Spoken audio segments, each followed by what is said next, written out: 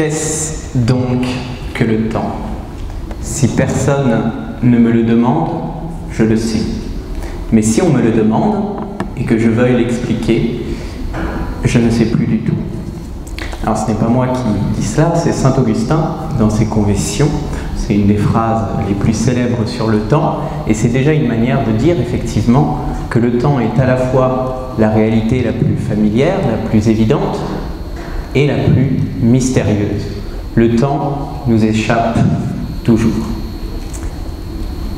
Alors, cela dit, pour répondre directement et briser le terrible suspense qui nous assaille, je répondrai directement que le temps n'est pas notre ennemi, c'est notre ami, c'est même notre meilleur ami. Et pourtant, dans les mots que nous employons quotidiennement, temps de travail, temps libre, temps fort, temps mort, gain de temps, emploi du temps, nous avons tendance à calculer notre rapport au temps, à le percevoir uniquement comme une quantité, une ressource disponible, un stock de minutes, de secondes, de jours, d'années, qu'il faudrait valoriser. Une quantité donc plutôt qu'une qualité. Et tout ce que nous avons essayé de montrer dans donc, ce dossier sur le temps de vivre, c'est qu'il faut changer notre rapport au temps, que c'est bon, nécessaire et possible de retrouver un rapport plus libre, plus apaisé, plus naturel au temps. Alors, je crois que je parle 2 fois devant vous aujourd'hui. Je suis un peu impressionné parce que je ne crois pas avoir déjà parlé devant autant de visages, et c'est une joie. Donc, pour ce premier temps, je vais essayer d'abord d'esquisser différentes pistes qui me semblent justifier la nécessité du ralentissement. Non pas de l'arrêt, mais du ralentissement et de la réorientation de notre rapport au temps, justement, comme l'a très bien dit Monseigneur, pour ne pas courir après le temps, mais le prendre, le saisir. Saisir l'opportunité qu'il nous est donnée de vivre, l'opportunité de vivre en ce temps. Et puis cet après-midi, j'essaierai d'être un peu plus concret, de montrer à travers notamment ma petite expérience et notre expérience familiale qu'il est possible de se libérer d'un rapport justement de calcul du temps et d'entrer dans une gratuité.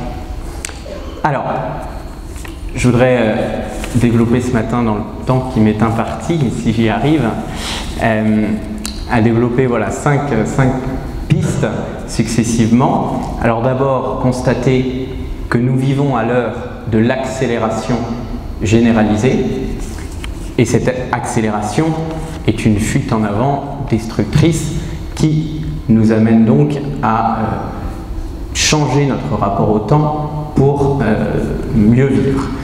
Et justement, deuxième piste, il s'agit de sortir d'un rapport au temps fondé sur le gain pour entrer dans un rapport au temps fondé sur le don.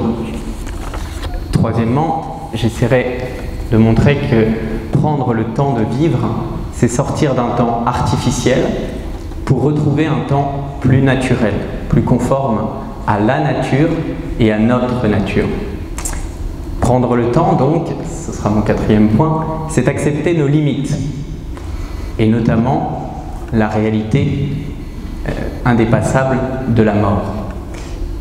Mais c'est une bonne nouvelle, parce qu'effectivement, en accueillant notre finitude, nous pouvons entrer dans l'éternité. Voilà, alors je commence donc avec cette idée évidente, me semble-t-il, que nous vivons à l'heure de l'accélération.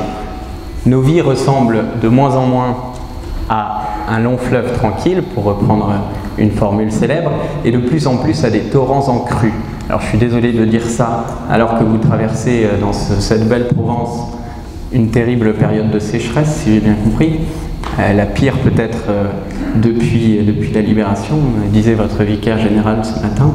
Mais il est vrai que nos vies semblent des rapides, impétueux, qui dévalent des pentes infinies et qui ne nous mènent pas bien, qui ne nous mènent sans qu'on sache bien où nous allons. voilà, il y a une sorte de force d'inertie, nous dévalons des pentes, nous gagnons, nous courons après le temps, mais pourquoi faire? Là, nous sommes bien en peine de répondre. Ce qu'on sait, c'est qu'il faut aller plus vite. Pour aller où?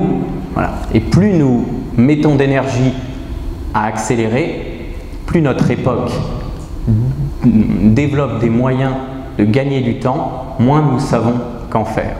Évidemment, c'est tout le paradoxe et la tragédie de notre état contemporain. Alors, on peut donner plein d'exemples, mais par exemple, nous sommes passés d'une succession de métiers, de père en fils, de grand-père en père, etc., à des changements professionnels dans une seule vie. Donc alors qu'il y avait cette continuité générationnelle, maintenant il y a une discontinuité à l'échelle d'une seule vie humaine. Et ça, c'est bien une marque d'accélération. C'est-à-dire qu'on ne fait plus le même métier pendant 100 ans, on change de métier tous les 10-15 ans. Et les métiers que faisaient nos pères et nos grands-pères n'existent plus. On peut par exemple estimer que un paysan, je ne sais pas, du XVIIIe siècle, sous Louis XV, finalement était beaucoup plus proche d'un paysan du néolithique que d'un agriculteur d'aujourd'hui, dans son rapport à la nature, au monde, au travail, à l'économie, etc. Donc il y a ce changement perpétuel. Montaigne parlait d'un branle pérenne, c'est-à-dire voilà, notre vie est en oscillation permanente, simplement ce battement aujourd'hui atteint des vitesses absolument uniques. L'histoire effectivement du progrès technique, c'est l'histoire de la vitesse. On passe d'une vitesse physique, animale, à une vitesse technique avec machine à vapeur, autoroute, avion long courrier, etc. Et évidemment, cela change tout. Mais on peut prendre un domaine tout à fait différent, les évolutions bioéthiques. Vous voyez, par exemple, des gens s'inquiétaient de l'évolution de la régulation des familles, etc., du rapport au mariage, en disant, vous voyez, le problème c'est que si vous changez cette loi-là, vous allez ensuite développer la procréation artificielle, et puis derrière la procréation artificielle, la GPA, etc. Et en fait, on croit avoir un coup d'avance, alors qu'en fait, on est déjà en retard. Et aujourd'hui, le sujet, c'est évidemment plus... on est déjà confronté, pour le dire plus directement, à la GPA, alors qu'on pensait avoir 10 années devant nous.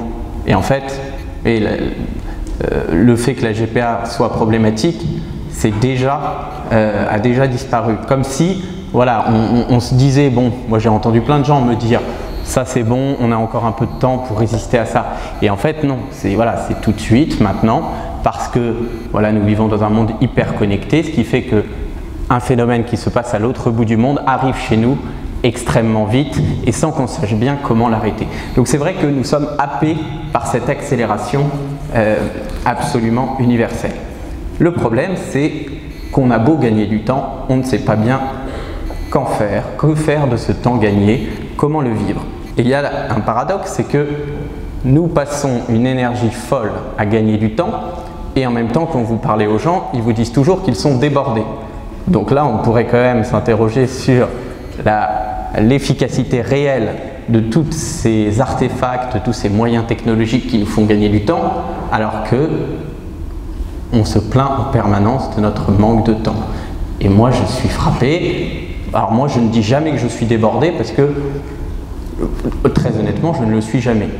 Alors, c'est pas parce que je suis un garçon formidable, c'est parce que, je sais pas, peut-être que je relativise trop, mais ça va, quoi. Je dors la nuit, j'ai du temps pour lire, j'ai du temps pour mes enfants, et je me demande vraiment que font les gens qui se disent débordés. C'est vraiment pour moi une interrogation, parce qu'à chaque fois que je creuse, j'ai pas l'impression qu'ils fassent non plus des choses absolument extraordinaires et qu'ils soient dans une frénésie d'activité. Mais je pense qu'il y a un problème quelque part, et nos vies sont mangées par des activités chronophages qui nous donnent l'illusion d'être actifs, mais qui en réalité nous plongent dans une espèce, d'agitation complètement stérile, ce qui fait que les gens ont l'impression d'être débordés quand bien même ils font du surplace. Où ils passent du temps en réunion, de réunion en réunion, et des réunions qui, comme la plupart des réunions, ne servent à rien.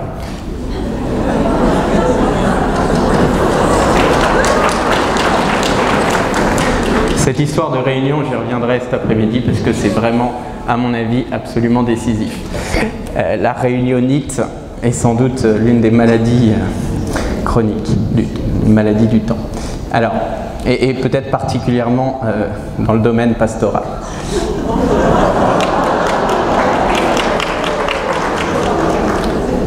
J'espère que je ne vais pas recevoir des cahiers en sortant. Alors, ce que j'essaye maladroitement de dire, c'est que notre vie consiste moins aujourd'hui à gagner en vitalité, ce qui devrait quand même être notre désir le plus intime, vivre mieux, vivre plus intensément, ce que nous proclame la publicité en permanence. Ce que nous proclame la publicité et les manuels de développement personnel en permanence, et ce que nous vivons, ce que nous ne vivons jamais, puisque notre vie donc consiste moins à gagner en vitalité qu'à gagner en vitesse, comme si l'on confondait quantité, plus, et qualité, mieux. Pour prendre une image très simple et un peu bête, nous faisons le plein d'essence et le vide de sens. On court le 100 mètres en moins de 10 secondes, on roule à 130 sur l'autoroute, à 135 pour ceux qui n'ont pas peur de perdre leur point. On abolit l'espace et le temps. On voit bien, voilà, là j'ai traversé la moitié de la France.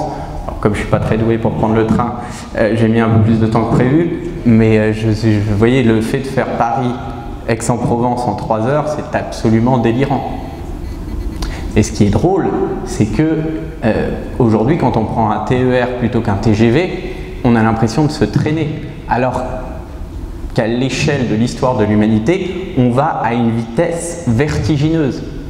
Donc on voit bien qu'évidemment, quand on est plongé dans un rapport au temps différent, tout paraît lent. Vous voyez, quand on vous vend, parce qu'on vous vend des connexions toujours plus rapides avec des nouveaux appareils plus performants et évidemment plus chers, eh bien l'appareil d'avant paraît immédiatement archaïque. Vous voyez, les choses se démodent à une vitesse considérable. Ça, c'est bien donc l'ère de l'obsolescence programmée, où les choses ne sont faites pour durer qu'un temps, c'est-à-dire pour ne pas durer. Elles sont bonnes à jeter, à peine achetées. Donc notre époque, c'est celle effectivement de la péremption immédiate. Toute chose à peine existante, à peine née, est déjà périmée, est déjà obsolète, est déjà archaïque. Donc on voit bien que cela ne nous mène nulle part, crée une frustration terrible. Mais pourquoi cette frustration est-elle excitée en permanence? Pourquoi avons-nous toujours l'impression que le temps nous échappe? Et pourquoi sommes-nous maintenus, notamment par la publicité, dans cet état d'insatisfaction permanente, quand bien même nous sommes scotchés devant des écrans qui nous mangent notre temps et qui en même temps nous maintiennent dans cet état d'incertitude, d'insatisfaction qui nous sortent de nous-mêmes? Eh bien, précisément parce que derrière, il y a un marché et que, au lieu de nous laisser vivre, nous devons, vous voyez, dépendre des gadgets qui nous promettent une vie plus intense, quand bien même elles ne font que nous manger notre temps. Alors, je voudrais prendre un autre petit exemple qui m'a beaucoup marqué. Au début d'un Lucky Luke, la bande dessinée, il y a une planche assez extraordinaire qui raconte comment un amoureux demande la main parti en voyage, donc parti en bateau à vapeur en Europe, écrit à sa bien-aimée pour la demander en mariage. Le temps que la lettre parvienne à la dite bien-aimée, donc le temps qu'elle retraverse l'océan Atlantique, qu'elle aille sur un bateau, ensuite qu'elle traverse des montagnes à dos de mulet, etc. Donc elle met des semaines et des années à parvenir. Eh bien, la bien-aimée s'est mariée et est devenue une mère de famille nombreuse. Aujourd'hui, évidemment, ça nous paraît terrible. On se dit, mais quelle aliénation! de passer tant de temps, alors qu'aujourd'hui c'est formidable, vous appuyez sur un bouton et le monde entier sait ce que vous pensez. Sauf que aujourd'hui on s'envoie des messages en un rien de temps, mais vous voyez, on n'a plus d'enfants. C'est-à-dire que qu'est-ce que nous avons fait de ce temps qui nous était donné, que nous avons gagné peut-être en accélérant, mais que nous avons moins vécu, ce qui fait qu'aujourd'hui, eh bien, à 40 ans, on se dit, mince, j'ai oublié d'avoir des enfants, il faudrait peut-être que je m'en occupe. Sauf que le corps, lui, existe encore, et le corps n'accélère pas. Pas au même point que la technologie, en tout cas. Donc oui, on envoie des messages plus vite, mais il n'est pas sûr qu'on se comprenne et qu'on s'entende mieux. Ce que j'essaye de vous dire, c'est que le fait d'être plongé dans un monde de vitesse n'est pas neutre. Les moyens, il faut, je pense, vraiment comprendre que les moyens techniques ne sont jamais neutres. Souvent on dit non mais ça dépend de l'usage qu'on en fait. À mon avis, c'est l'arnaque du siècle, cette formule. Non, ça ne dépend pas du tout de l'usage qu'on en fait, puisque ça change notre rapport au monde. Nous ne vivons pas dans le monde de 1950 avec des écrans. Nous vivons dans le monde des écrans. Nous ne vivons pas dans le monde avec de la vitesse. Nous vivons dans le monde de la vitesse. Le fait qu'il y ait des TGV, ça change tout. Ça fait que je peux être avec vous aujourd'hui. Sinon, je ne serais jamais venu s'il n'y avait pas le TGV. Donc, c'est pas, évidemment, ça peut être utilisé bien ou mal, mais ça change le monde dans lequel nous sommes. Donc, la possibilité de la vitesse fait que nous avons un rapport complètement bouleversé au temps. On peut prendre plein d'autres exemples. Hein. Le fait que vous puissiez envoyer des tweets, eh ben, ça remplace les textes. Ce qui fait qu'aujourd'hui, nos cerveaux sont formatés à lire des messages extrêmement brefs et non plus des textes longs. Et ça change tout. Aujourd'hui, la politique, la décision politique est remplacée largement par des calculs algorithmiques, financiers, par le trading haute fréquence, etc. Et de fait, quand nous avons des machines infiniment plus performantes que nous pour calculer, nous sommes capables de faire quelques additions, quelques divisions, pas des milliards de calculs en un rien de temps. Et bien évidemment, vous voyez bien que ce sont les machines qui prennent une place de plus en plus prépondérante dans notre vie. Nous sommes dans ce que j'appelle une forme d'état mobilitaire, c'est-à-dire que la mobilité et la vitesse est devenue une injonction permanente. Nous devons rester flexibles, modifiables, adaptables et nous perdons tout rapport au temps long. Et ce que j'essaie de dire, c'est qu'évidemment, cela crée énormément de frustration. Alors bien sûr, vous me direz, il est encore possible de ralentir quelques temps, de prendre des vacances. La notion de vacances est très problématique, j'y reviendrai tout à l'heure. On peut faire des retraites en monastère, hein, retrouver le temps de la liturgie et c'est formidable. Mais on revient ensuite, voyez, on fait une parenthèse et ensuite on revient dans un monde frénétique. Il y a une phrase d'un penseur qui m'inspire beaucoup, Charbonneau, qui disait « On n'a pas besoin d'un dimanche à la campagne. Ce n'est pas de ça que nous avons besoin. C'est d'une vie moins artificielle. De la même manière, ce n'est pas de vacances que nous avons besoin. Ce n'est pas d'une retraite en monastère que nous avons besoin. C'est d'une vie plus saine, plus calme, plus sereine. Et en fait, précisément, d'une certaine manière, l'existence de ces parenthèses qui nous font respirer, qui nous empêchent d'exploser, nous empêche aussi de remettre en cause nos modes de vie. Vous voyez, comme on peut faire ces pauses de temps en temps, eh bien, on arrive à survivre. Mais en même temps, du coup, ça nous empêche de remettre en cause ce rapport complètement démentiel au temps.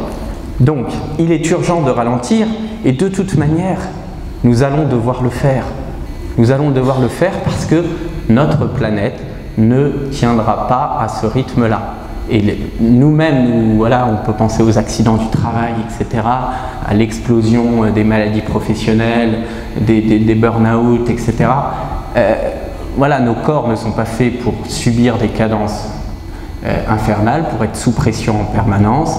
Nous ne pouvons pas nous adapter en permanence à l'échelle d'un monde globalisé où vous devez être concurrentiel avec le reste du monde. Ce n'est pas viable à l'échelle individuelle et ce n'est pas viable à l'échelle écologique. Or, le monde de la vitesse, le monde du TGV, le monde des avions le monde du commerce international détruit les conditions d'existence de la vie sur Terre. Alors, voilà, c'est pas un thème, l'écologie n'est pas un thème, mais de toute manière, ça n'est pas viable, ça n'est pas durable, ça n'est pas résilient. Donc, il va falloir ralentir, autant pour notre bien. Enfin, si nous ne le faisons pas pour notre équilibre personnel, nous allons devoir le faire de toute manière pour notre survie physique. Voilà. Parce que, une fois que nous aurons détruit tous les équilibres écologiques, il n'y aura plus possibilité de vivre dignement, humainement sur cette terre. Hein, on peut penser par exemple à cet appel de 15 000 scientifiques, publié par Le Monde récemment, là, qui disent cette phrase terrible: il est bientôt trop tard. Voilà, alors évidemment on répète ça de temps en temps, hein, et les Cassandres ne sont jamais écoutés. On dit ah là là, non mais ça va, prophète de malheur, Cassandre. Mais les prophètes avaient raison d'annoncer la destruction de Sodome et Gomorrhe. De même que Cassandre avait raison de dire aux Troyens: ne laissez pas entrer le cheval de Troie.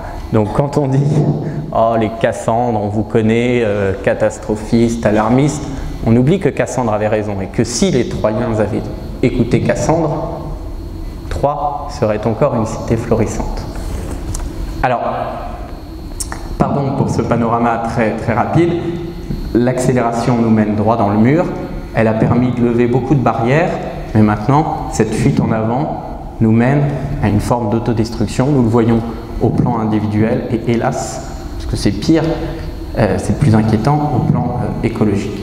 Mais du coup, cette nécessité de retrouver un rapport plus sain, plus durable au temps, est aussi évidemment une source de joie et de conversion et une source pour nous chrétiens de témoignage. Parce que dans notre tradition chrétienne, dans la tradition biblique, dans le temps que nous avons mis à mieux comprendre ce que Dieu voulait nous dire, nous avons des trésors de sagesse qui peuvent libérer non seulement nos vies, mais celles de nos contemporains.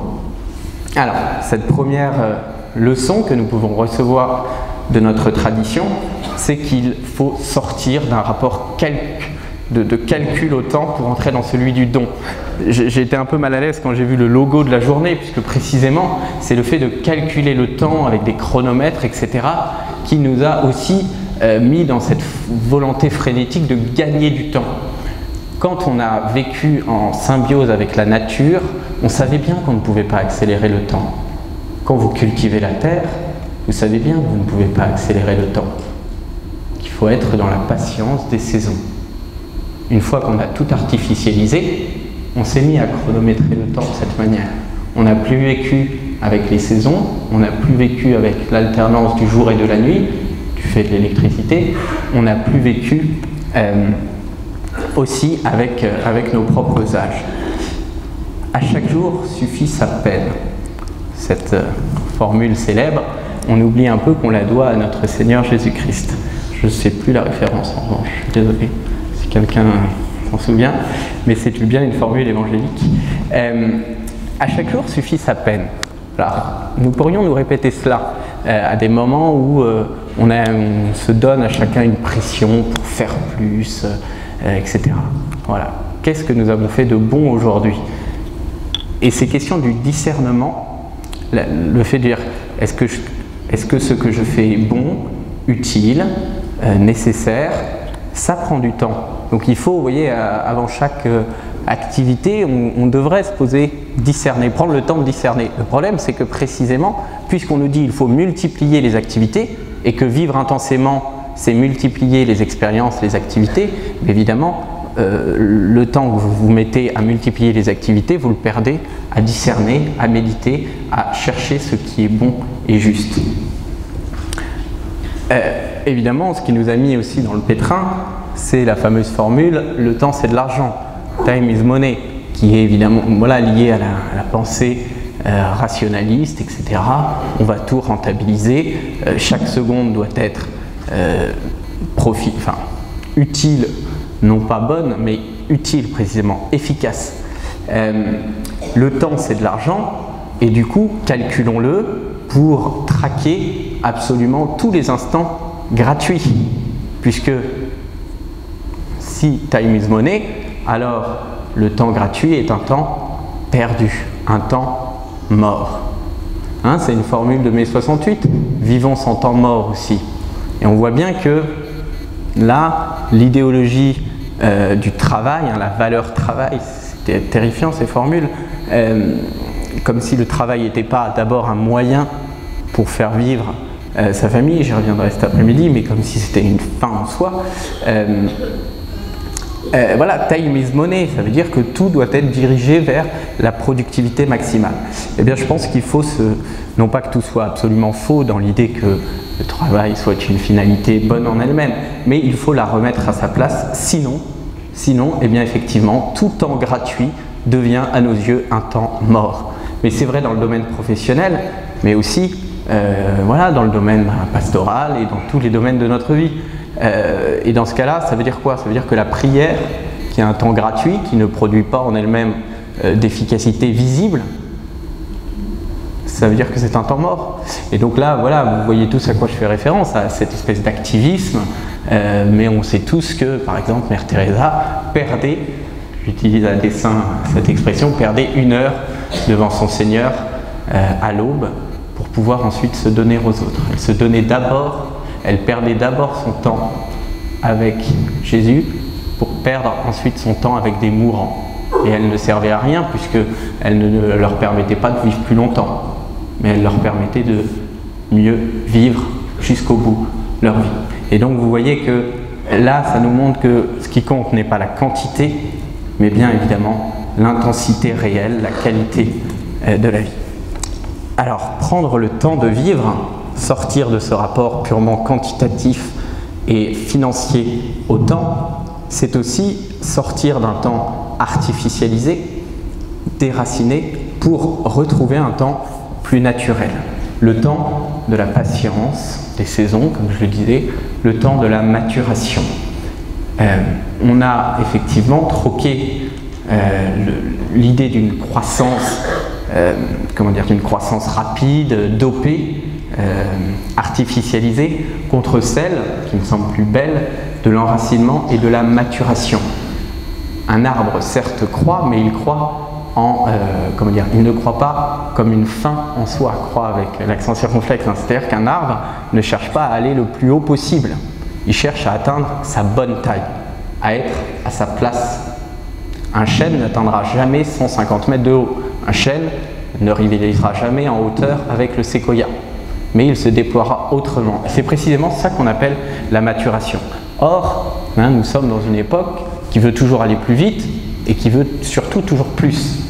Le toujours plus, le no limit, on refuse les limites, c'est bien justement cette idée d'une croissance strictement matérielle, sans penser à la profondeur. Alors, on peut, je pense qu'il est absolument vital de retrouver donc un rapport aux saisons, mais évidemment, là on voit bien que le système consumériste dans lequel nous sommes plongés nous empêche de nous souvenir que les fraises, même dans votre pays, je crois, ne poussent pas en hiver.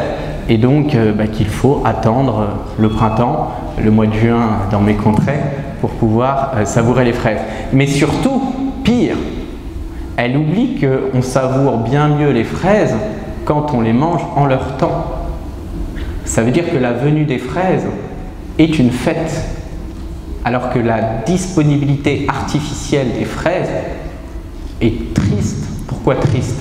Parce que déjà c'est banal, ça veut dire qu'il n'y a plus rien d'ordinaire et d'extraordinaire, et surtout c'est triste parce que votre fraise artificielle sera moins bonne, tout simplement.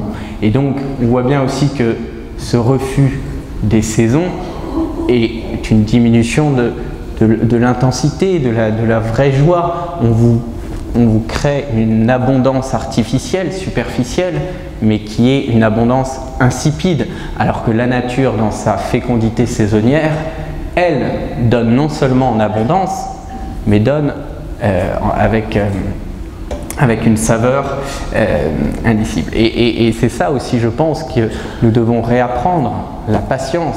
Et le désir croît avec la patience. Et évidemment, un plaisir longtemps attendu est un plaisir infiniment plus riche. Il y a une phrase très belle de Maria Montessori, la grande pédagogue italienne, qui dit « Ce n'est pas de temps que nous manquons, mais de patience. » Ce n'est pas de temps que nous manquons, mais de patience. Je crois que voilà, là, elle a dit quelque chose d'absolument essentiel, Montessori.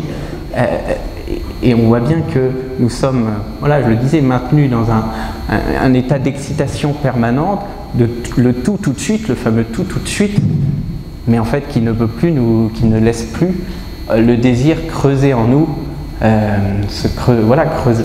Nous ne laissons plus le désir creuser en nous, et du coup nous sommes en même temps toujours insatisfaits.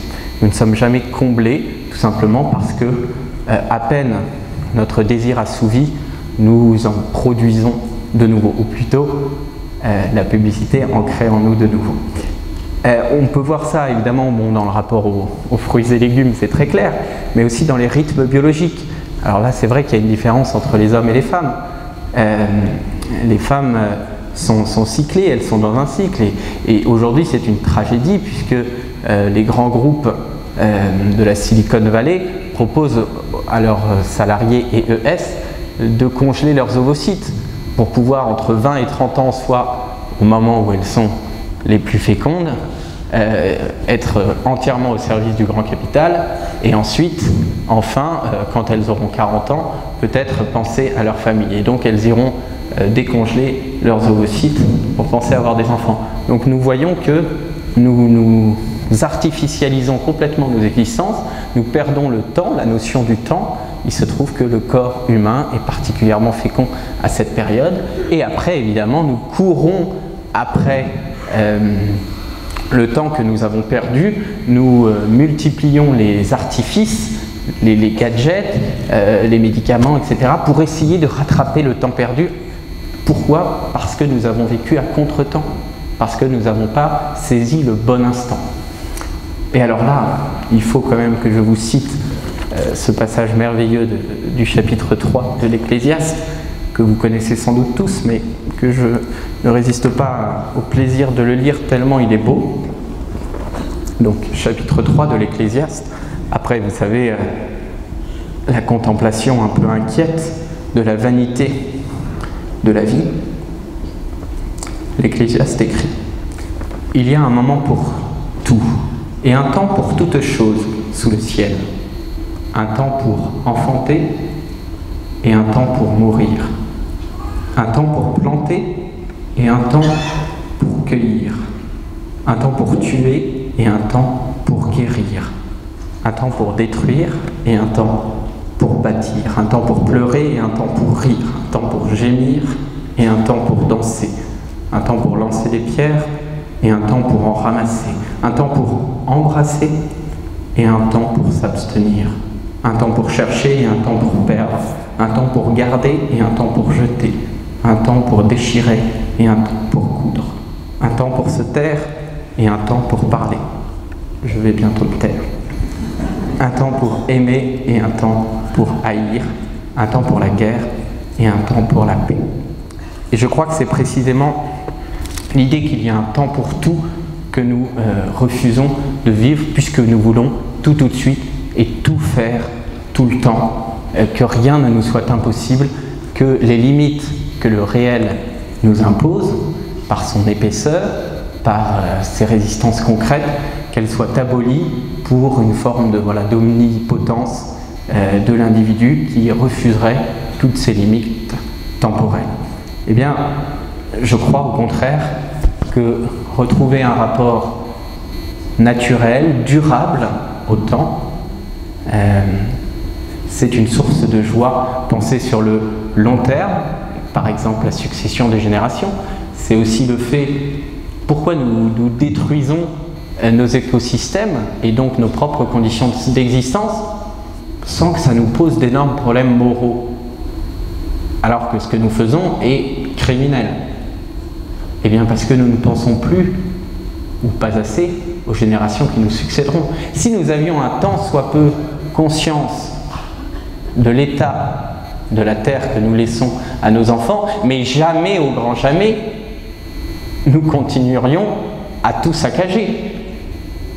nous prendrions enfin conscience que nous gâchons et que nous détruisons l'héritage que nous avons reçu et que nous devons transmettre. C'est parce que nous avons oublié ce temps long. Vous voyez, on raconte souvent l'histoire qu'on plantait des chênes sous Louis XIV pour la marine de l'an 2000.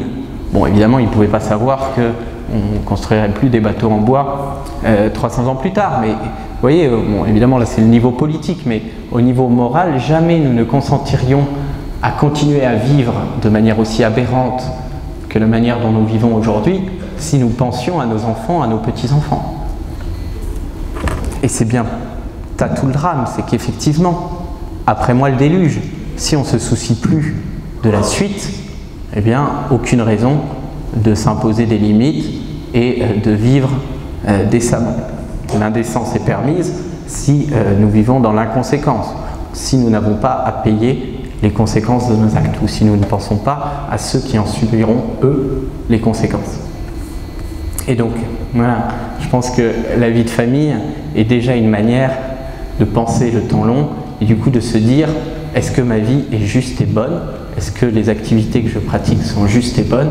Parce que je sais qu'elles auront des conséquences sur ceux qui me succéderont. Patience et longueur de temps font plus que force ni que rage, trouve-t-on dans le lion et le rat. La patience n'est pas seulement une manière de vivre plus intensément et de manière plus raisonnable, elle est aussi, d'une certaine manière, plus efficace. C'est contre l'agitation perpétuelle, la patience, et parce qu'elle permet la prudence, la réflexion, le discernement, nous permet aussi d'atteindre plus sûrement notre cible. Vous savez, ces sports extraordinaires là où ils font du ski, comment ça s'appelle déjà? Et ensuite ils tirent le biathlon. Voilà, et ben là il y a une sorte de tension terrible entre la concentration nécessaire pour atteindre sa cible et la vitesse en même temps, puisque c'est une course. Et bien vous voyez, là il y a quelque chose qui se joue dans ce sport qui peut nous parler. Si les coureurs de biathlon ne prenaient pas le temps de viser, vous voyez, ils perdraient la course.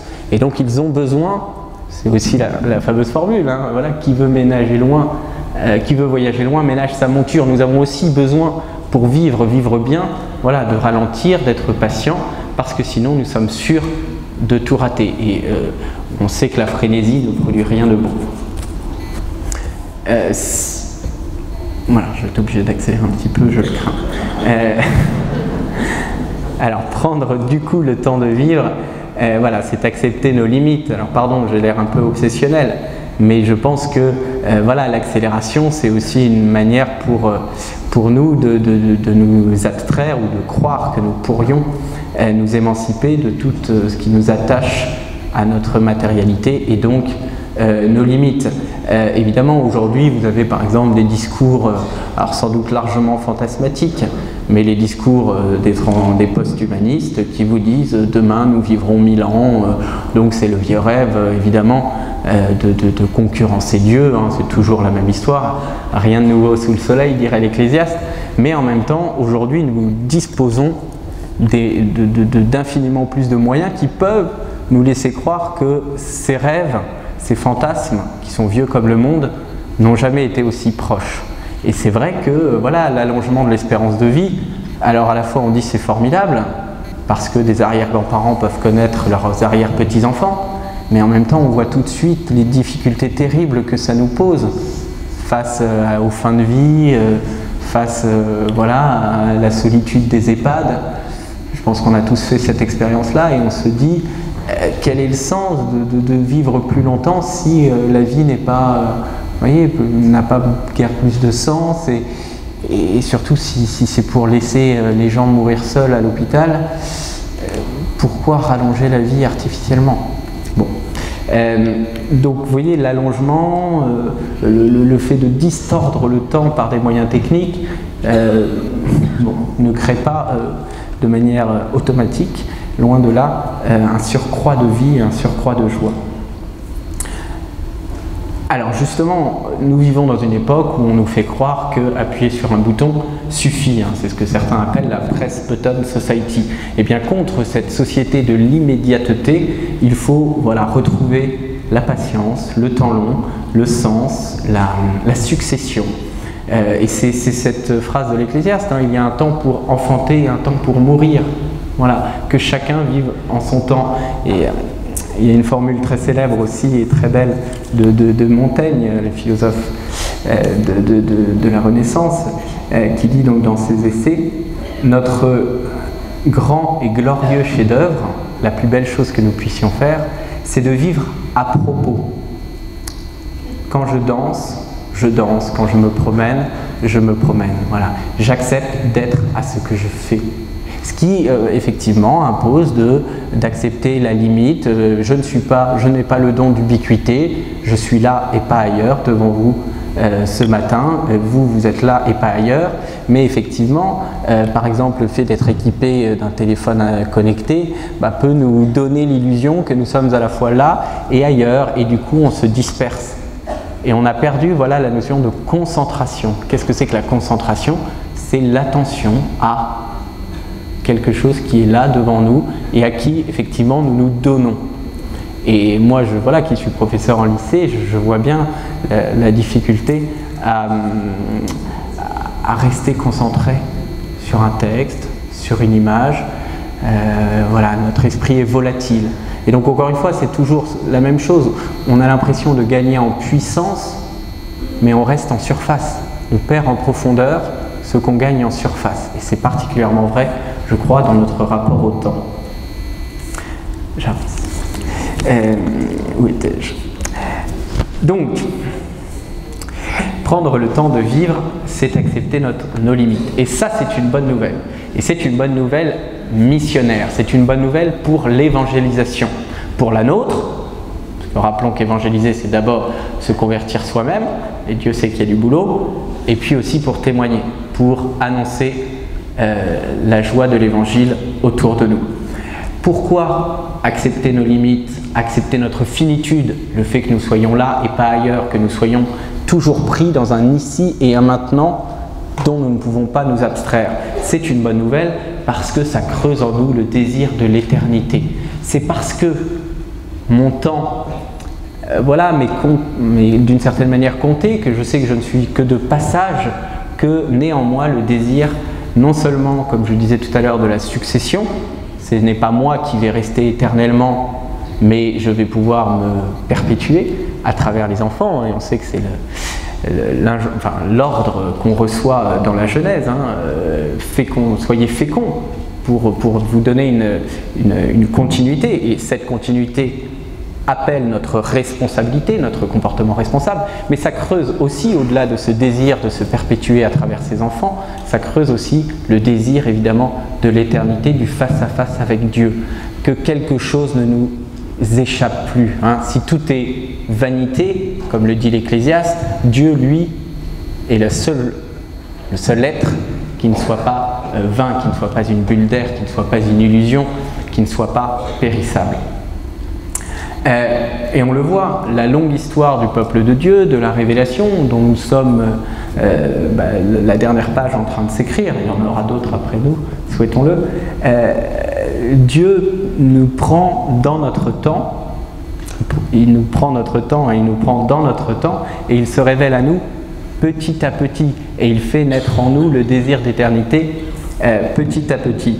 Nous ne savons ni le jour ni l'heure où le Christ reviendra, mais nous savons qu'il reviendra. Et donc notre vie a un sens, elle est orientée vers cette attente.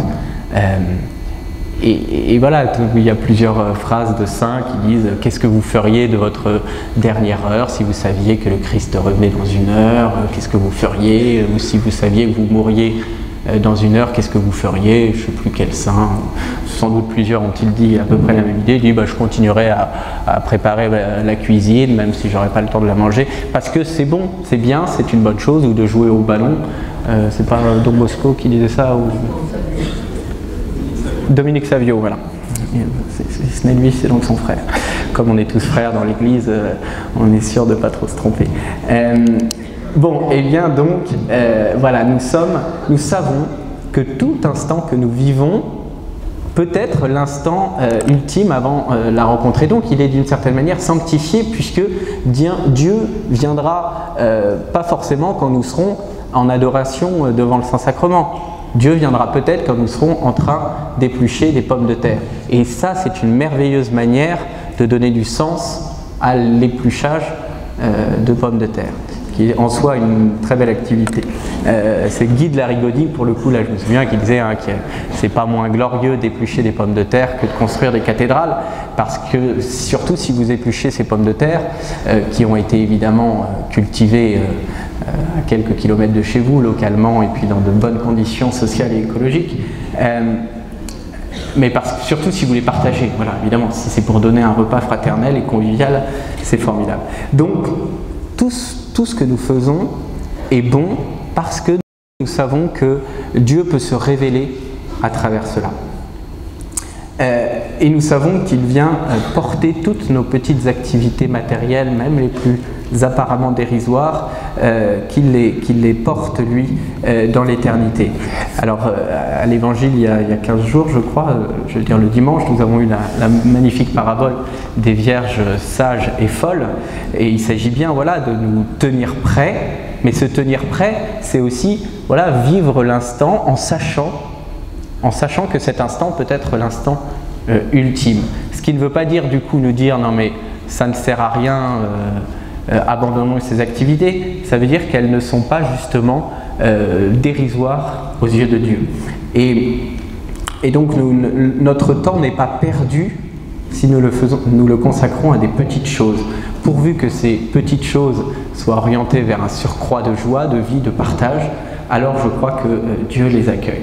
Il y a un au-delà du temps que nous vivons. Ce temps, c'est l'éternité, mais nous avons à vivre pleinement, en plénitude, ce temps qui nous est donné pour pouvoir désirer l'éternité. Dieu aurait pu très bien ne pas créer le temps, mais s'il n'avait pas créé le temps, il ne nous aurait pas donné justement la possibilité de répondre à son appel et surtout de vivre librement notre vie, et donc de pouvoir, parmi toutes les distractions possibles, choisir quand même l'essentiel, qui est le service de nos frères et la louange divine.